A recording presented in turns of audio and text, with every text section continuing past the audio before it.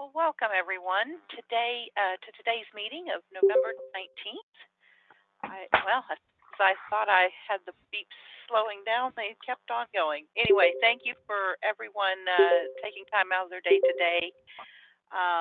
We'll maybe give it a few, maybe 30 more seconds since we are having a few others join. Do want to remind everybody, though, while we're waiting for folks to join, that this meeting is being recorded. We do use this in place of formal typewritten minutes so that you can go back and review any of the sessions if you happen to miss it one week due to a conflict, etc. So this meeting is being recorded and will be posted on the website by tomorrow sometime, usually within a 24-hour period. So it does sound like some of this has slowed down. So with that, I wanted to thank Kara for driving the slides today, and I will turn it over to our co-chairs, Dr. David Comita and Dr. Bill Gregg. Are you both on? I see you on. Can you hear us? Yeah, hi. Yep, good morning, good afternoon. Good afternoon, everyone. Well, I think, David, you're going to be the one starting us off first today, right? Absolutely. Thanks so much. And thanks everyone for joining this afternoon, and hope everyone's safe and well. So next slide.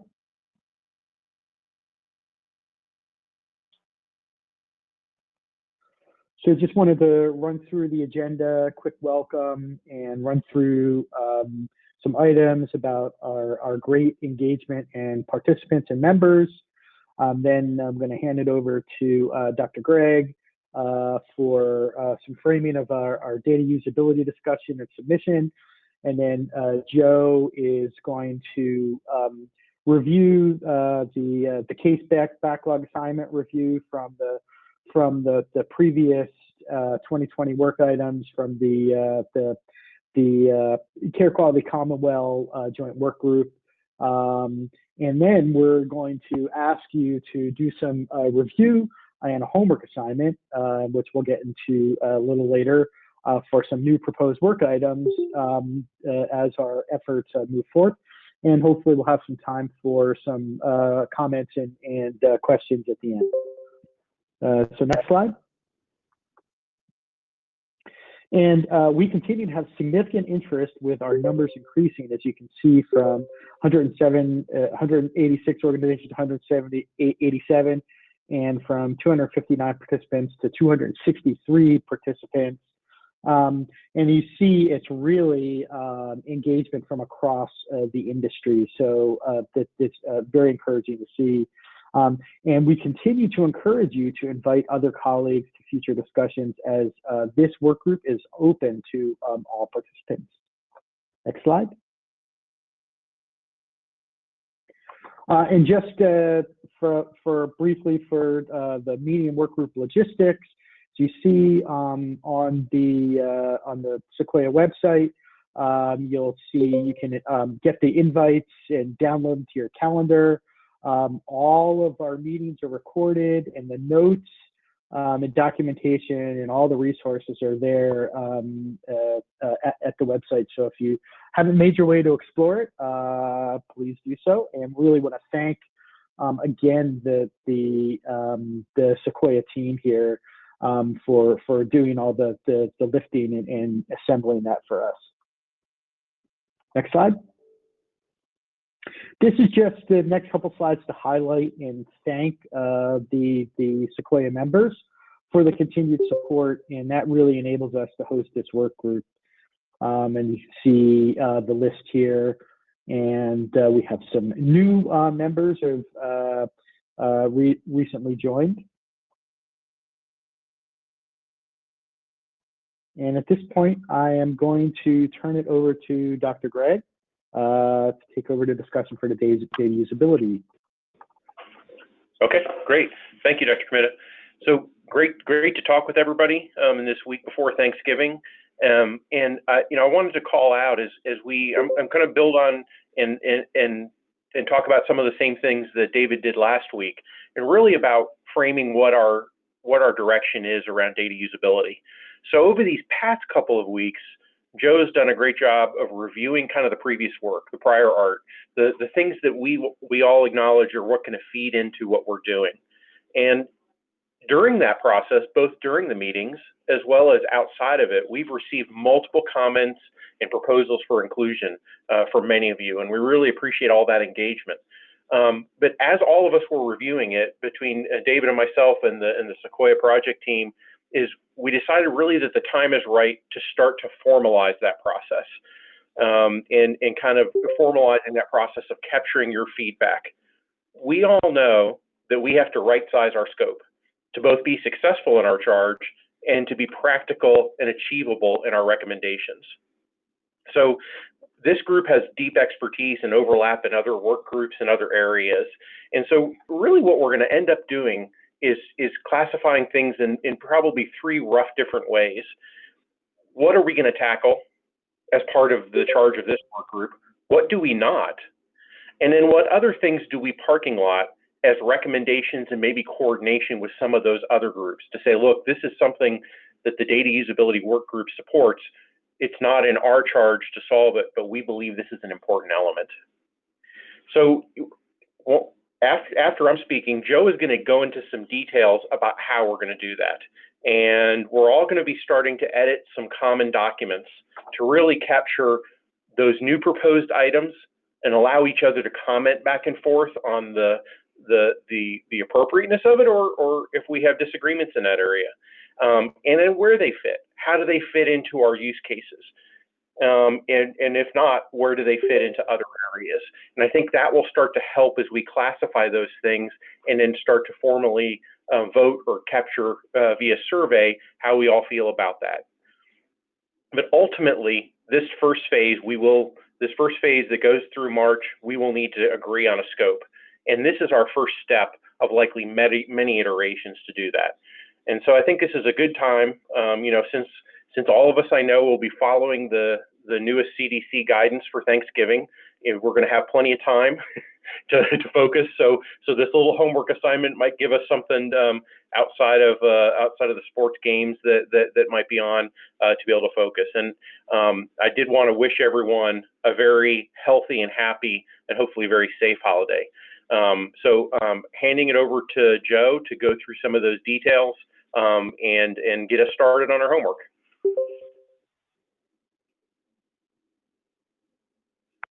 And Hera, okay, Joe thank you so much. I was just going to let Tara know, I think you'll be taking the ball and presenting your screen, correct, Joe? Yeah, I will. Okay, thank you.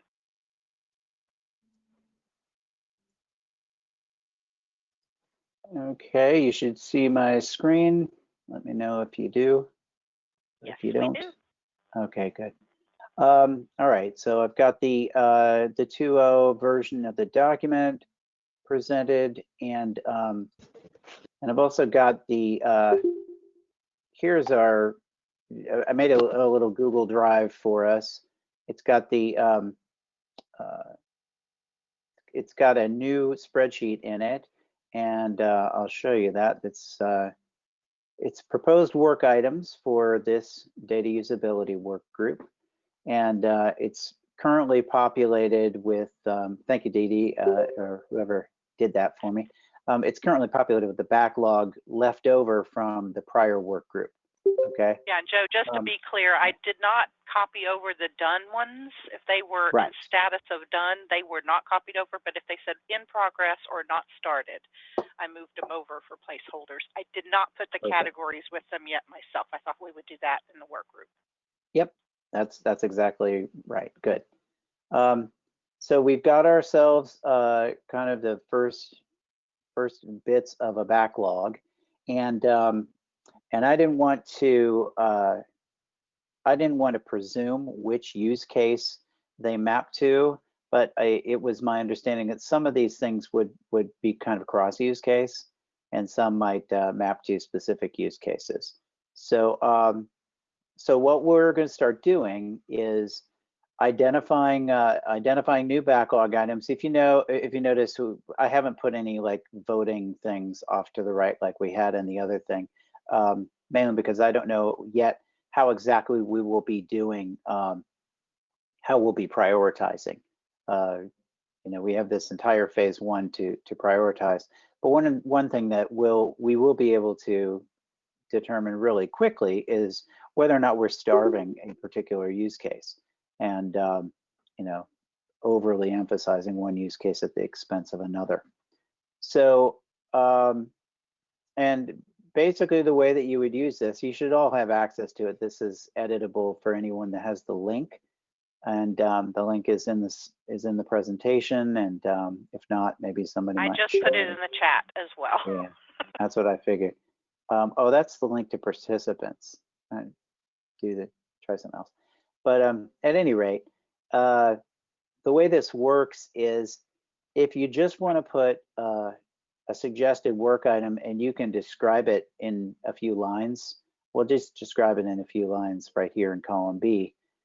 If you would prefer to create a page where you write more stuff, then you can do that. And the location where you can put the page is in this folder, which you should also have a link to.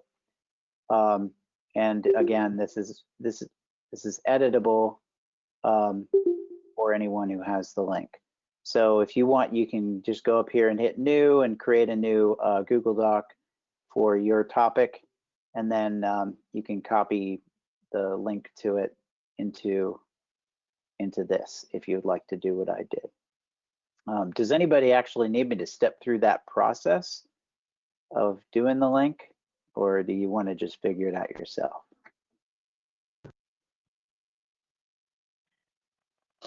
Figure it out ourselves. All right, good. Okay, so so I think we did leave a couple of things left.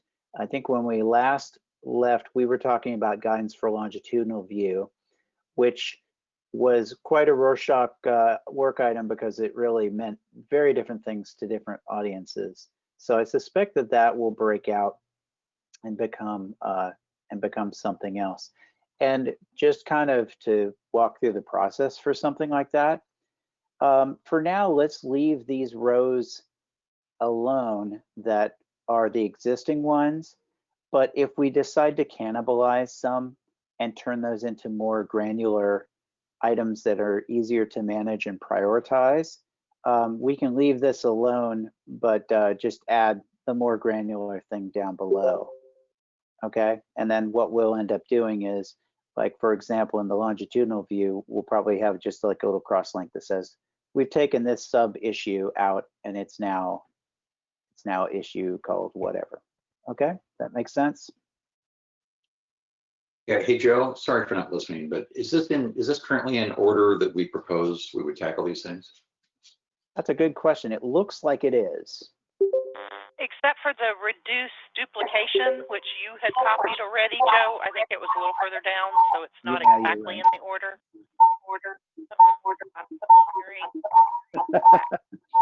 Echo. All right, so somebody go on mute, please. Yeah, you're right. I'll move this row to where it needs to be, so that it's in the right order. And even the reducing duplicate data, I think we may slice and dice that. So let's take a look and see where we ended. I think the only ones that we didn't hit,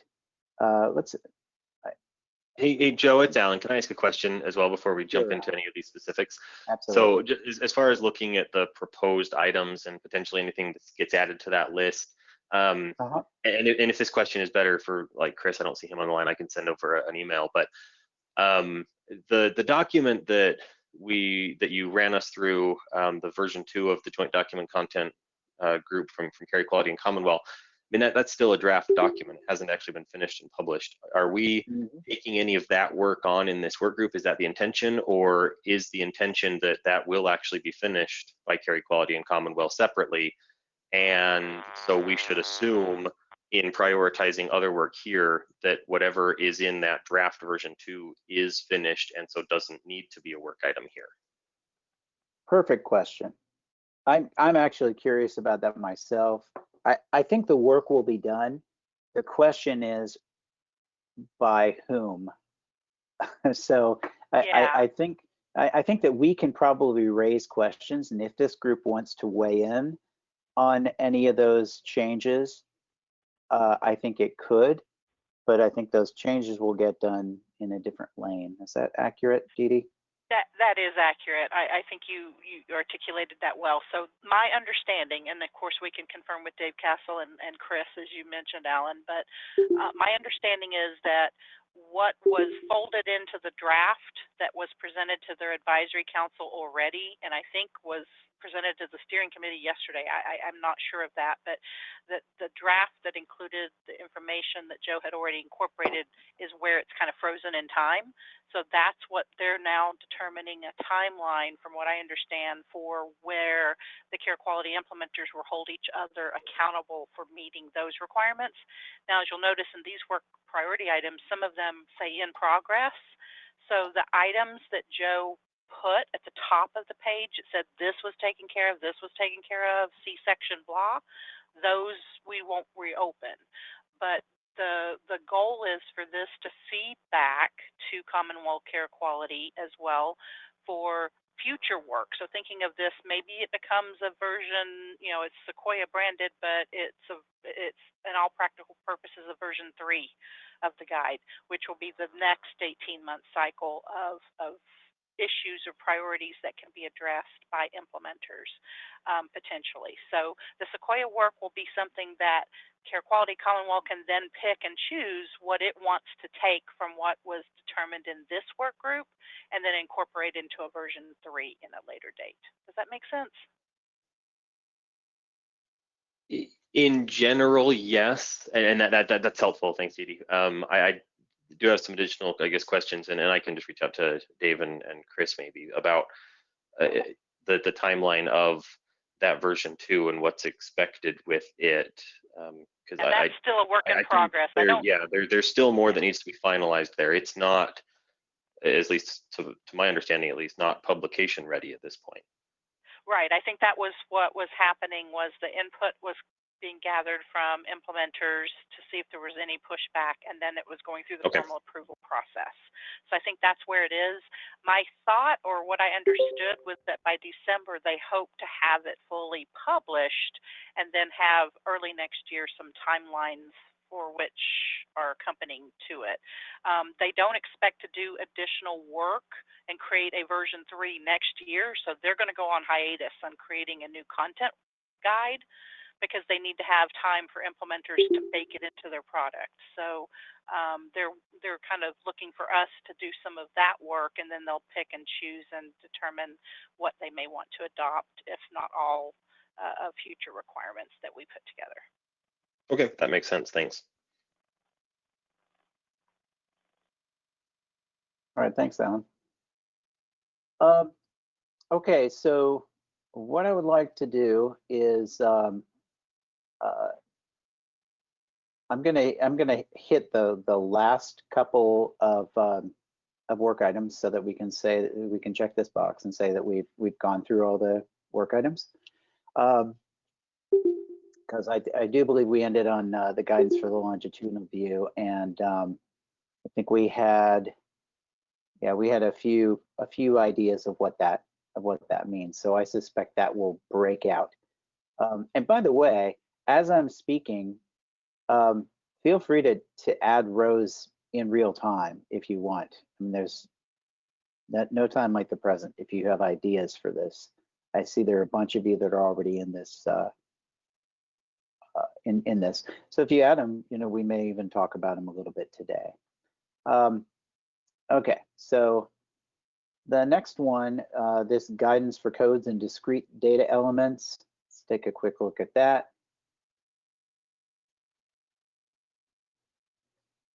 Okay, so this was I think we actually may have talked about this a little bit, but it was we talked about some of this under the lab results section of the document, and it would looks like the original ask. Is Nina Mitchell on this call, by the way, in this group? Just curious. You mean Sandy Mitchell? Oh, I'm sorry. No, there's a Nina Mitchell too. Oh, okay. Sorry. Okay. No problem. It's always good to get the original asker of the question to give us any clarification that they want. But it certainly looks like this is this restatement of we want interoperable lab results. In other words, we want to be able to deal with the problem of codes that are not consistent or not standard. And source of truth for codes, use harmonized codes. It talks about source transformation to the required value set, etc. And so we did address this in the document, and I know I said this one time before, but I want to just make the point that it's in this section 252 interoperable lab results, and we did one thing here. Let me show you. We have a case study in there. We have strategies. We talk about creating mappings and performing translations. And let's see.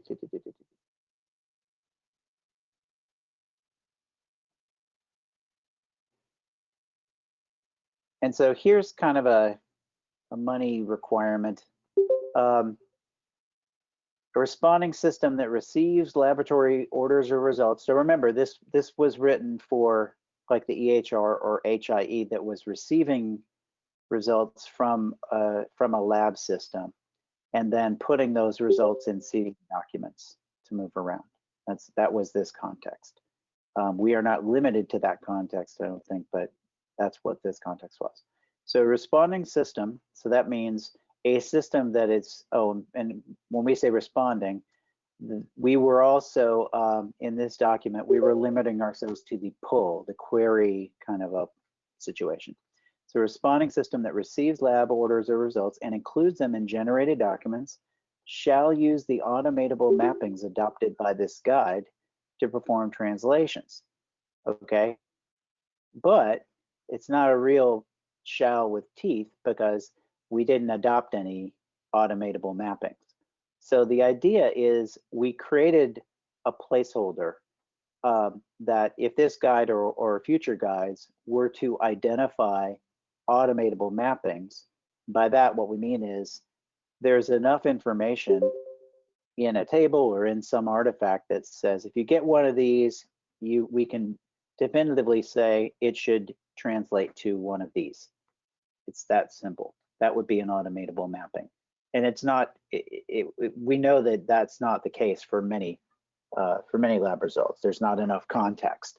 But there is a placeholder here that if you were to define any automatable mappings, that here's a requirement that you apply them. Then there's a corresponding one if we were to identify any manual mappings. Then, oh great, hi Nina. If we were to identify any manual mappings, then responding systems should use those.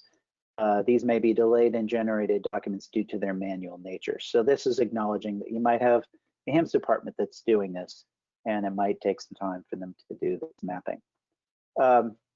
So just to place how far we got along, we didn't come up with any mappings. We pointed the way and showed, well, here's how you would show a translation, but we didn't identify any translations, neither manual nor automated.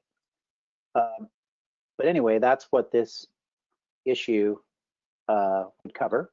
And we may decide to rename this or break it out. Yes.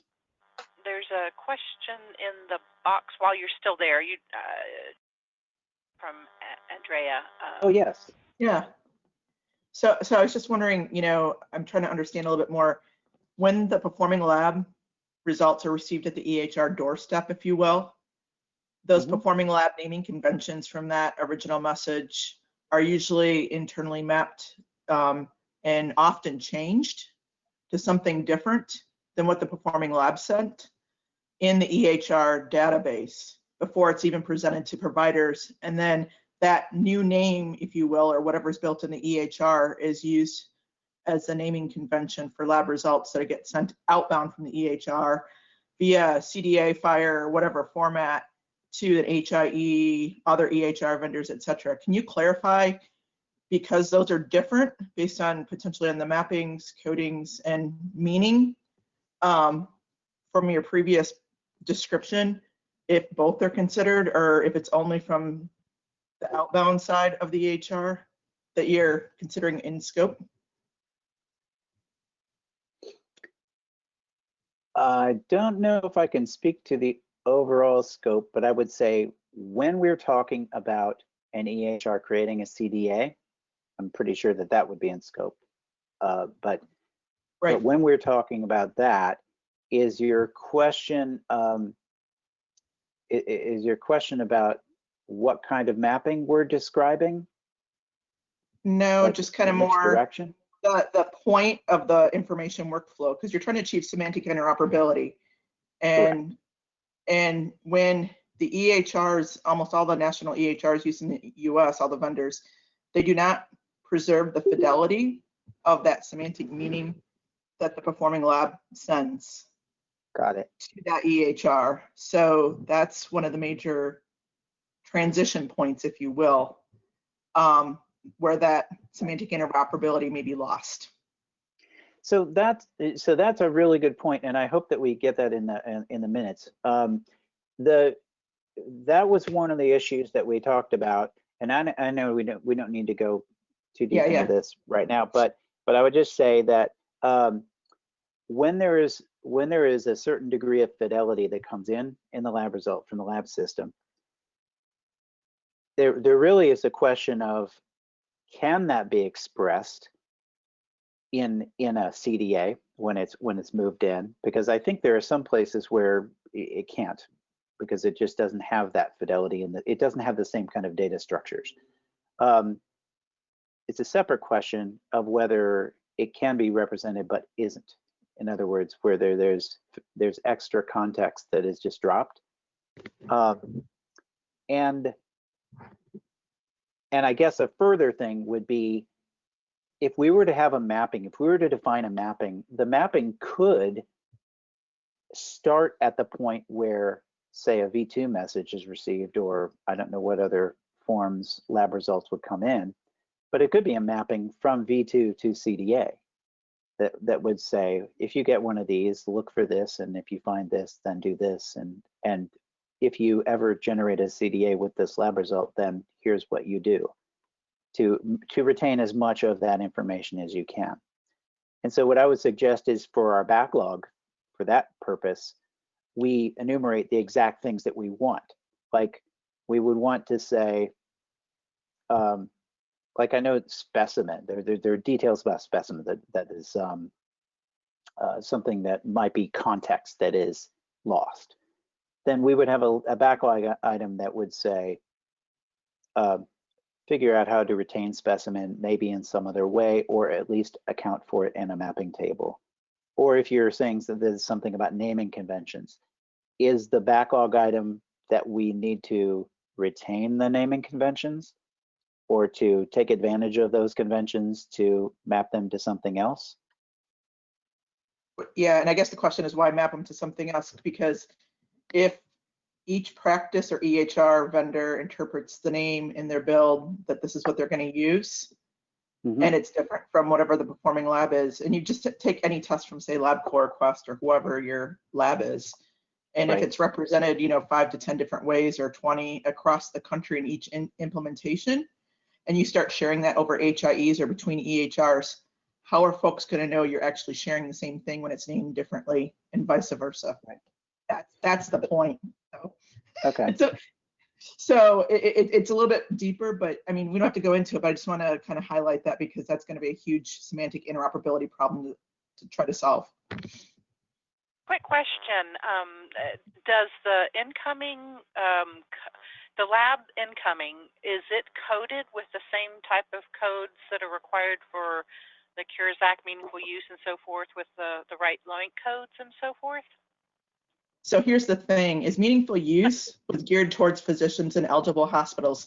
So the only labs that were required to adopt standards, period, was were the eligible hospital labs, right? And the largest CLIA segment is over 200,000 physician office labs, but there's also reference labs. And Quest and LabCorp and a lot of the major ones are doing it out of the kindness of their heart. So there's still a number of labs that are still faxing and using paper. And so it's going to be very difficult, or especially if you're just like taking a PDF that you can't encode. So it's still a challenge, and labs need to get up to the same standards as EHRs and everyone else. Well, I think, yeah, and I think each of the labs do maybe a little, I think that's the bigger issue, is we need to come up with a more standardized way, because to your point, the Meaningful Use and Cures Act information was geared toward clinicians and EHRs, but unfortunately that's what they're going to code and put into how they send something out, because that's how they're being measured, unfortunately. So well, right, and that, I think, right, and if they're not receiving this, that's why a lot of people have been challenged with trying to map this in the EHR, because there's some vendors where they don't have, even if the lab is sending code, sometimes they're not coming over the interface because it's not turned on or received on the EHR side. So it's a big challenge. We're not going to solve it today, but that doesn't mean we can't try to take a baby step. So I think that's a good point. Let's make sure that, what we do know from either Quest or LabCorp, if each of those are using different codes, if we can start gathering the facts, I think then we can figure out how big our bread box needs to be and how we can kind of tackle it to at least move the needle a bit. And the other thing too is I put on the discrete data capture is it depends on where, kind of in this these kind of steps, if you will, because most everything's a point to point. How different things are encoded. So what's sent from a V2 message for electronic lab reporting to public health and to the provider, if you're doing healthcare associated infection reporting of the same organism, the same susceptibilities, it's encoded differently due to the NHSN requirements. So there's pre-coordinated versus post-coordinated approaches, and that also is not going to be semantically interoperable. I mean, it's closer, but it's not exact either. So it depends on where in your workflow process you're looking at this. And so having that defined crisply, I think will help us make sure we're talking about the same things. Sounds good. Thank you. Well, if there's, by the way, I just want to reiterate, I'm so glad you're participating in this. If you can narrow those down to some work items, that would be great. And I know that you have, I know you've added a bunch of detail to these pages. I think where I'm looking for, what I'm looking for is like this table here that somebody added. I want to understand if this table represents potential work items, like this would be a section of something we would create mappings for, or like I would want to know, like, how do I read this? What's the ask from this content? So there's a lot of good content, but I want to know, like, what bin does it fall into? So for example, if you look at our workgroup strategy that we identified in the previous workgroup, we've got big, you could think of these as big bins for work items, okay? So identifying and creating preferred value sets for labs. That's one thing. That is saying, like, create a harmonized value set for COVID-19 diagnosis, okay? And then improve the quality of the data coming from labs. This is basically lobbying with labs to standardize before it even gets to us. And then there's, all right, make mappings. So we've got our harmonized value sets. Let's define some mappings from specific, from lab vendor or lab installation facility specific codes to these standard codes. So what my request is of the group is, if you have some ideas for things we should work on in labs, do they fall under these categories? And if so, maybe let's put them, let's keep them in this kind of category. Say like, okay, I've got 3 items under this category. Or if we've missed a category, like if there's an entirely different kind of work that we need to do, let me know so we can identify that as its own work item. Does that make sense?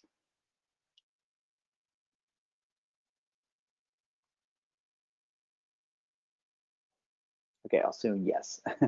All right, Yes. so Yes. okay, good.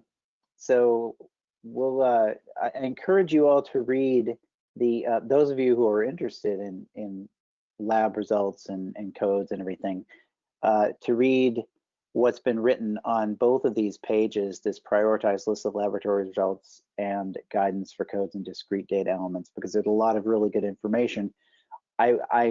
I think what we need to do is figure out how to boil this down to identifiable enumerated work items. That's my task for you all that we can put here. Okay, so let's go to the last couple. All right, problems with name formats. This one came up after we started, and I think this was just a very specific thing. It was a consistency thing, so it's more of an engineering thing than a use case thing. But consistency between person names. So this is when you go and find a patient versus when you get documents for the patient. If their names are similar, there are special characters in the names. How do you deal with that? Do you normalize them before comparing? That sort of thing. I identified that this wasn't specific enough for us to actually work on. So if there's anybody on this call who has more insight into what the ask was from this, please add it to this page and it will be considered as well. Anybody before I move on to the next one want to jump in and claim ownership?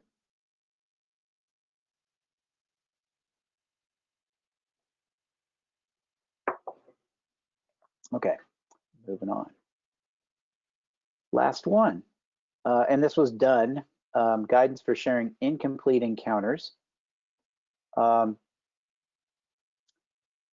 So this came out of our discussion of everything dynamic, everything on demand, where we realized that there were some use cases where you might want to share an encounter before it's done.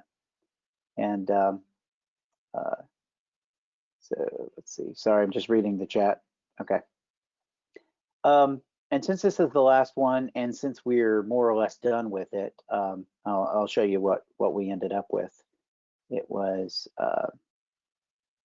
let's see, it would be right around, right here, sharing an encounter that is in progress. And so this one, we talked about when to share documents throughout the life cycle. And so we just gave a couple of examples of encounter could be shared while it's in progress, but we didn't want to limit it. We said that it wasn't something that was typical, but it could be done. And so you've seen this diagram a number of times where we talked about sharing through the life cycle. What's key here is that this is where the encounter ends. And so most of the responders only start sharing the encounter summaries after the encounter has ended, but this one, responder D, has decided to share it as soon as it started. So that was legal as well. Everybody agreed that that was okay to do. And I think we had some basic, I mean, we talked about it quite a bit, and it ended up with some guidance and some requirements. So this is what it summed up to. If permitted by local policy, a responder may return an encounter summary document for encounter that is in process. Pretty simple. And then if permitted by local policy, responders shall return a document if the encounter has an end time, or it's been authenticated or legally authenticated. And then we said we would like to see future work look into differences in sharing based on purpose of use. Because when we talked about it last time, it was very treatment centric. But we did realize that in some cases, like in the payer case, they would never share a document that had not been authenticated. So If this group would like to revisit that and maybe look at it in different use cases or different purposes of use, sharing encounter summaries that are in progress, then now's your chance. Okay, any questions about this topic? Incomplete encounters? Yeah, I have a question, Joe. This is Lisa Nelson. Yes. In that slide that has the little people on the timeline, in a scenario when somebody elects to do the option where they would make a document when the encounter wasn't over yet, does that translate to there is a choice at the point of encounter starting that the document's reference information would be registered? Is that what it means in this on-demand kind of paradigm? What it means to make the document available is to register the document so that that when someone queries, they can see, oh, there could be a document by this name with this ID. Should I ask for it? And then when the actual document retrieve is done, that's what triggers the document to come into existence? Or can you just go over the workflow of how that works? Yeah, that's a really good question, Lisa. I'll try and be brief about it. We talked about that extensively, and where we ended up with was for encounter documents, we ended up with this interesting implementation where it works exactly like you said, which is that in most cases, when you have systems that dynamically generate the documents, because that makes the most sense rather than just pre-generate everything and have everything sitting even though nobody's going to ask for it. Most systems generate on the fly. And so what the requirement was is if you chose to be responder D and you chose to make this available, you don't have to pre-register, but you could. The only requirement is, it's not even a requirement, is that when query 1, and there's a little number 1 in here you might not be able to see, but when this query comes in after the encounter has started, you're allowed to return a document. But in that case, we actually have, there's a whole other section that talks about like the difference between the idea of a document, which is a document entry, and the actual document, which is the bits. And the way we describe it, if you decide to be dynamic and you decide to lazily create things and all that, then you return, at this time, you would return the idea of the document. So you'd return a document entry, and then when someone retrieves it, it becomes real. You create the actual document. That's what triggers the request to do the retrieve is what triggers the actual document to be created. Yeah, that's exactly right. And we explain how to do all that. Is right in this document? In this 2.0 document, we talk through every bit of that. We probably spent too much time on that, but it's there. Is anybody doing it now, or is all of this future oriented, or are there some implementers that are already doing it? Yeah, this is where Alan asked the question earlier about timelines. So this has been baked, but it was just published in September of this year. No one's implemented it yet. Those timelines are being determined by which everyone will have to implement it. Well, I would add though, no one is necessarily fully compliant with the guidelines or this guidance because the guidance isn't published yet.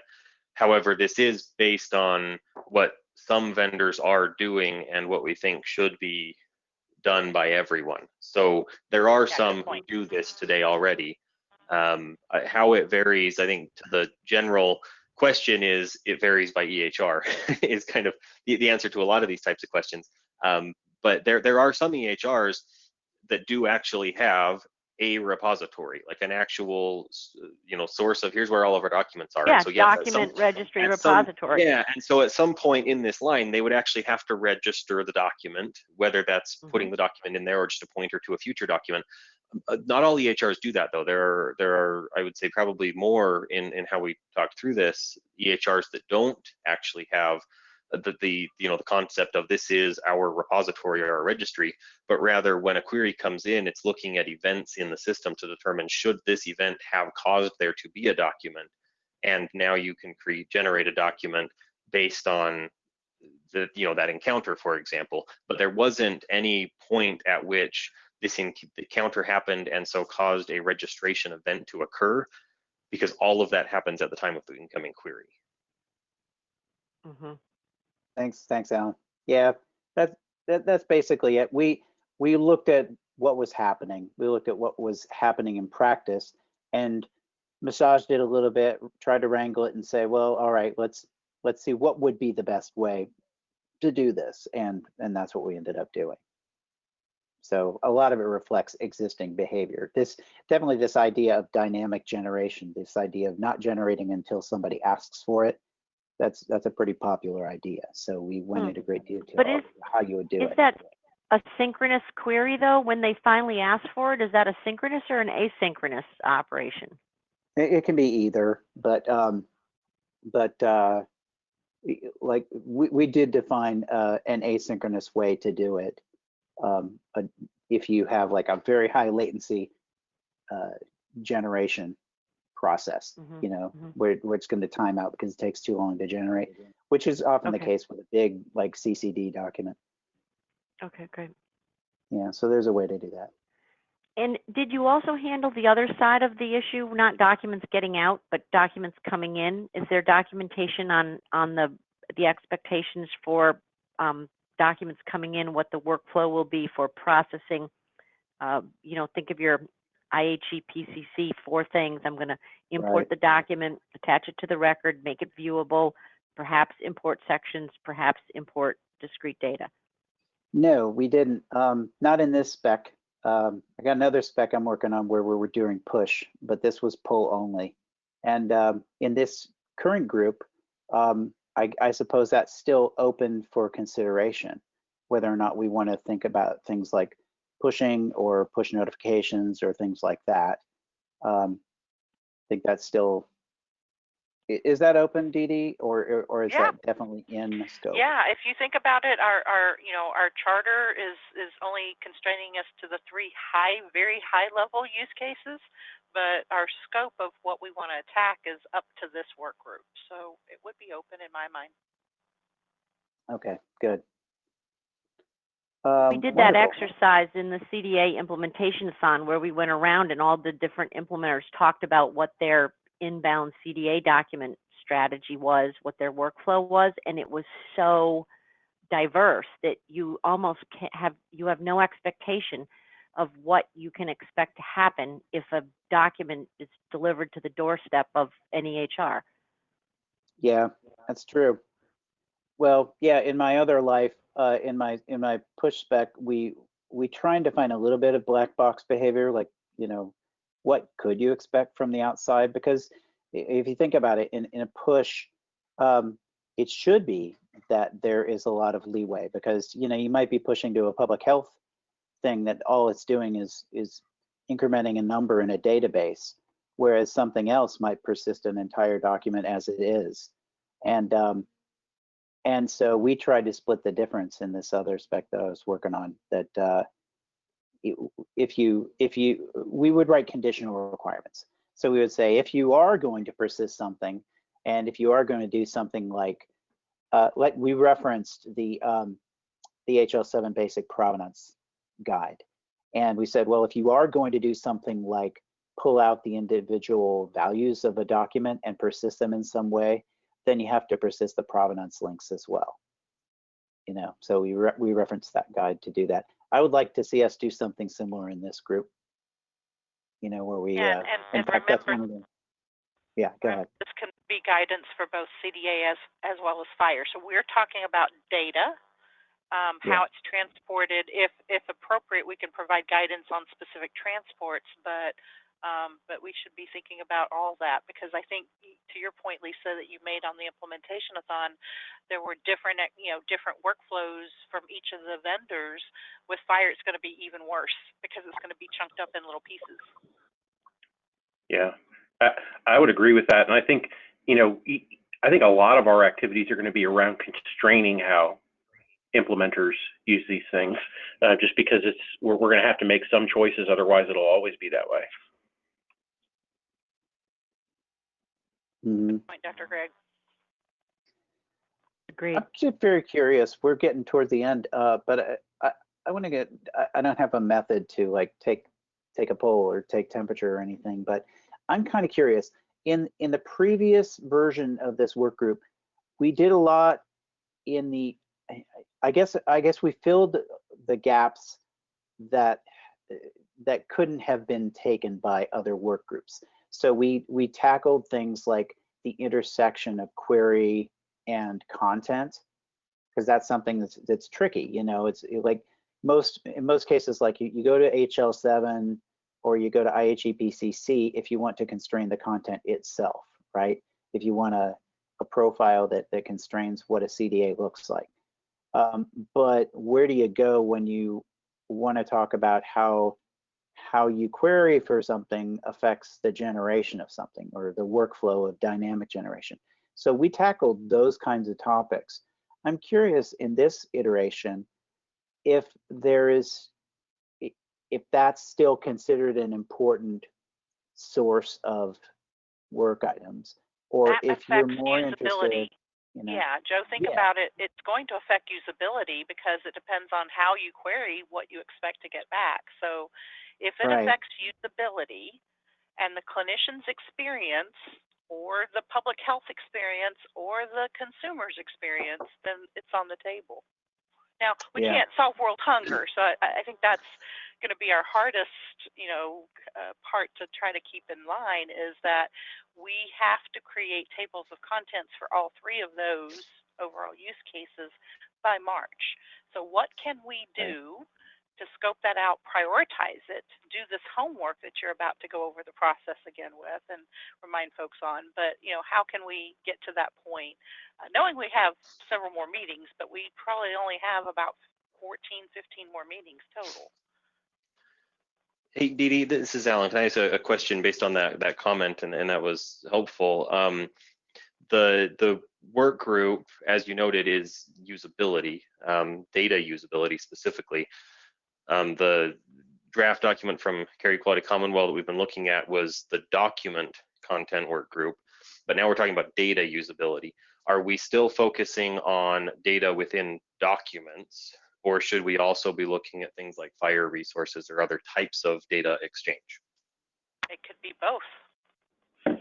Yeah, I think that's our intent, is to kind of marshal things for both the world we're in now as well as where we're headed.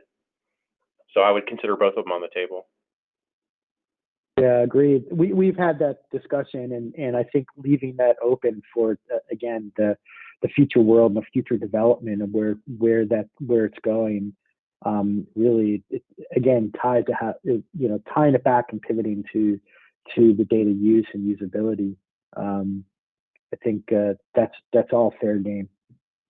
And if you remember, this will be hopefully a feedback loop. So I'm hoping this work group will inform the evolution and the innovation of new specs as they're coming out. It may be just like what the joint document content work group did before.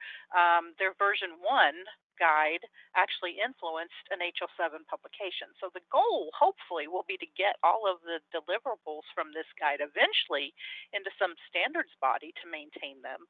But with the lack of that right now, we need to do something to improve this. So we welcome your input. And Joe, I think we probably want to spend the next 5 minutes making sure everybody's clear on the homework.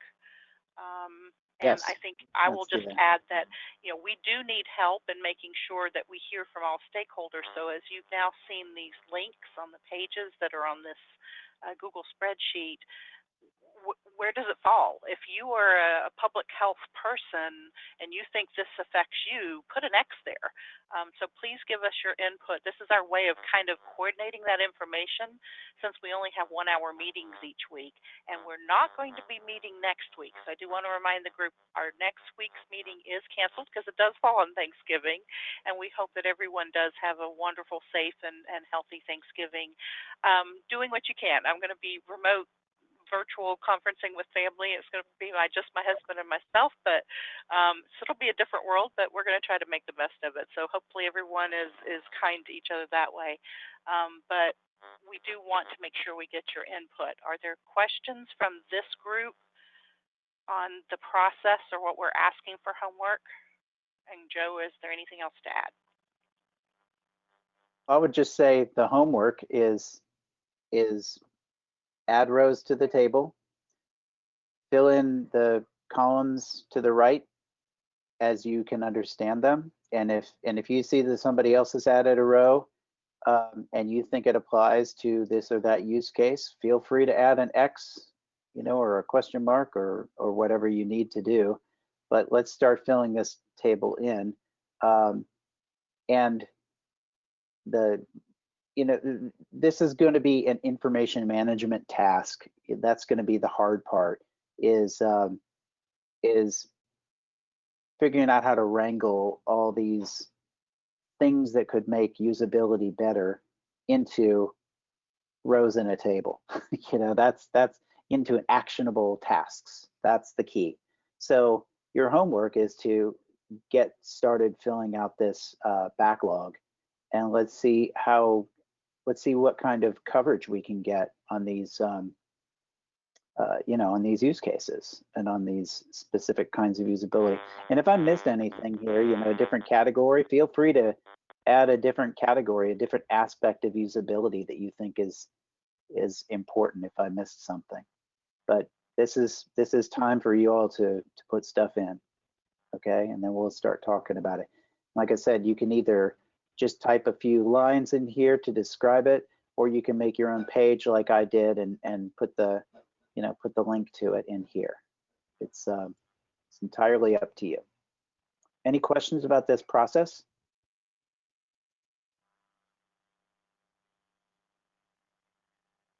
Oop, that's not the correct link. So yeah, I'll fix that. So with that, I'll turn it over to our co-chairs to give their final departing comments. Thanks, Joe and Dee Dee. I think, from my perspective, I'm going to look at this as an opportunity to also learn how each of you is thinking about this. And so I'd encourage, if we have a chance to look at this multiple times, add the things that we think should be added, but look and see what other people are putting and kind of get an idea. We're going to have to come together as a group and, kind of find our own stride. And I think, as Joe said, look, this is going to be an information management task. This is just our iteration 1. And so I don't expect we'll reach nirvana in the next 2 weeks, but I think we'll make some progress. Yeah, I agreed. Nothing else to add. And the diversity of perspectives really is just such a tremendous value. So thanks. All right, and so just in parting, I did have somebody ask one last question. I wanted to just reemphasize to the entire group, anyone who would like to be invited to this, we are not pushing invitations for this meeting. This is a self-serve meeting, so I did just put in the chat window the link to where you can go download that calendar invite. They are weekly. We are not meeting next week, so that calendar invite may actually still show it, so it's on your own to cancel next week's meeting. And we will also not be meeting on, I think Christmas Eve falls on a Thursday. So those are the only 2 meetings we will not be meeting for. Otherwise, we will be meeting weekly through March the 26th. So go to that link that I just provided for that. And with that, I see that it's the top of the hour. Thank you so much for your time today, and I hope everyone has a very safe, healthy, and happy Thanksgiving holiday with their friends and family. Thank you. Thanks, everyone. Have a great Thanksgiving. You as well, too.